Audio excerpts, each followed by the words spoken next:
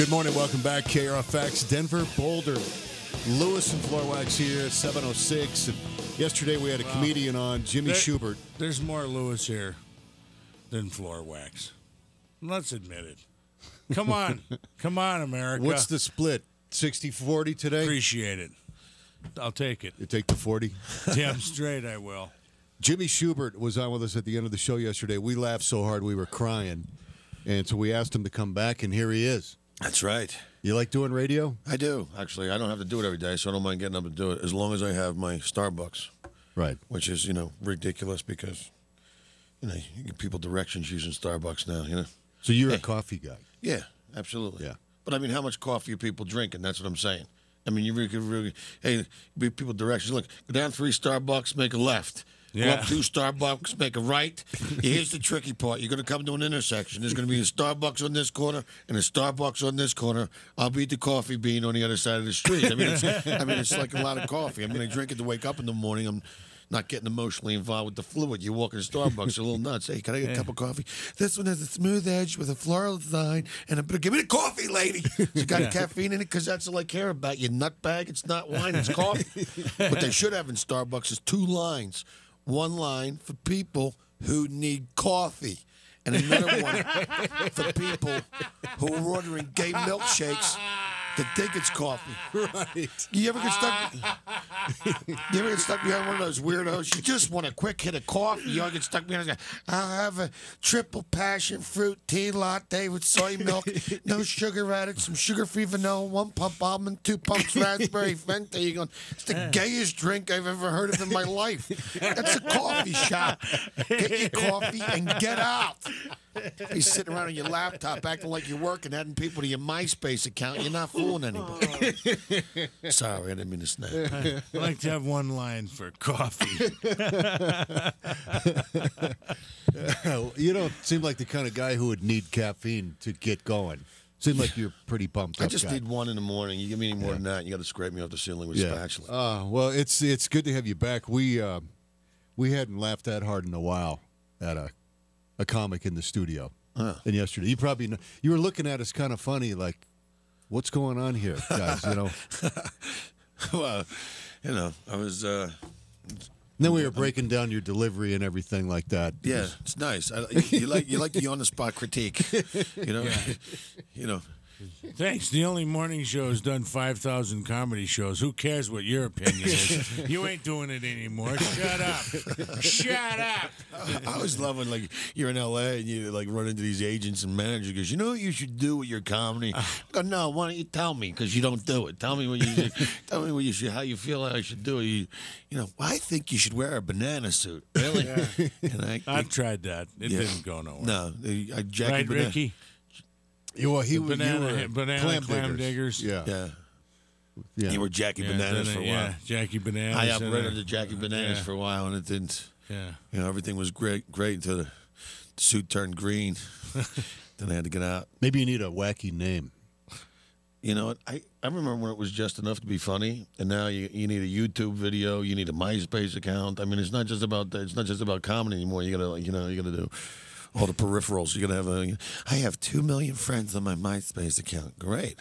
How funny does that make you? Right. I mean, I don't know. Do you have a MySpace? Yeah, sure I do. Of course, you got to. I mean, I'll jump on board. You got to have one. Well, I don't want to resist. You know what I mean? I don't want to be the only guy that doesn't have one. You got a MySpace? No. What's the matter with you? I can't represent you anymore. Why not? You don't have a MySpace account. People can't get in touch with you. Do you have representation? Actually, yeah. You probably That's don't. Big. Yeah. Besides in Washington, I mean. Yeah. Well, I wouldn't call that representation. Yeah. My best friend, Byron Dorgan.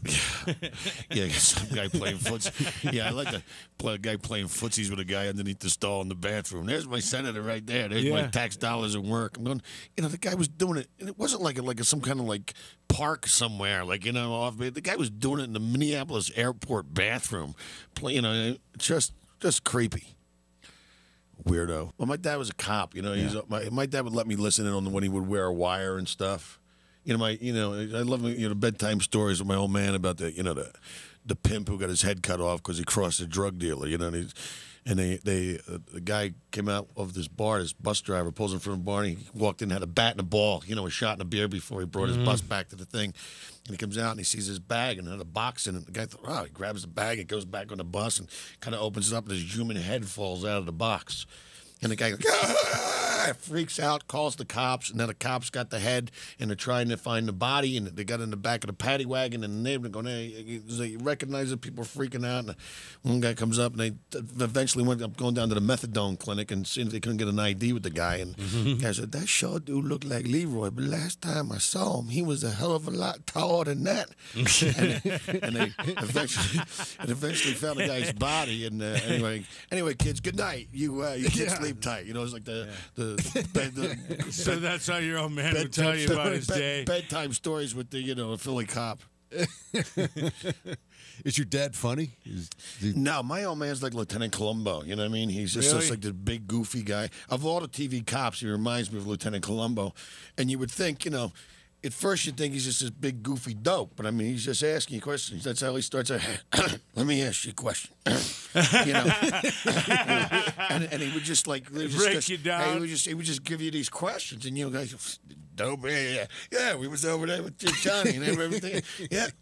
So you was over there and we just lead you down this thing, and my dad had 6 kids. I mean, we stole $20 out of his sock drawer, and you show up, we got big stacks of baseball cards and go. And he goes, hey, anybody see that $20 in my sock drawer? And I go, oh, that's it. And meanwhile, the guy's, he's busting down, murderers and crime rapists and stuff. A couple of 7-year-old kids, pull one over on him, I didn't realize my dad had 6 kids. If he was missing a 20, he knew it, I don't think it was rare that he had a 20, if it was in his sock drawer, it was gone, Kids, come here. That's what he would refer to us as white male suspects. Come here. Jimmy Schubert's with us. Comedy Works tonight, tomorrow, Sunday. We got more coming up with Jimmy. Stay tuned. Let me ask you a question. That's how he starts every conversation. He's got this like nervous. Let me ask you a question. And he's got this. And his left hand, I don't know what he did to his left hand when he was younger, but he must have broke it, but it kind of healed. I mean, his left hand is huge. It's massive. It's like twice the size. His fingers like twice. I mean, it must be like his interrogation hand or something. But it's just this massive. Everybody would say, what is wrong with your dad's? I mean, it's massive. His hand will like envelope your hand. And he tells everybody, he goes, so I guess he broke it, but he told people, this was a story, he goes, one night I'm sitting around with all the kids and we're having dinner, and there was one piece of steak left, and I reached for it, and 6 forks hit me in the back of the head, and that's why it's like. We got to get a break here. Robin Hart's got Fox News. Robin. Was he a cop in New York City? Philly. Philadelphia. Oh, man. Because your dad was a cop where? In New York City. Yeah.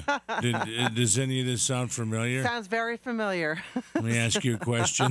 Yeah. I'm not accusing you of nothing. I'm just saying. Yeah. Well, they would every time something bad in the neighborhood happened, the first house they would come to would be our house, and my old man would walk out on the patio, and then they'd have to, they'd call us all in the living room, and they'd shut off the outside light, so it was like a police inter. Number 3, turn to the side. Right. Who egged up the 11th house? Who's kind of looking for looking for a little trace evidence, What number were you? I was number 3.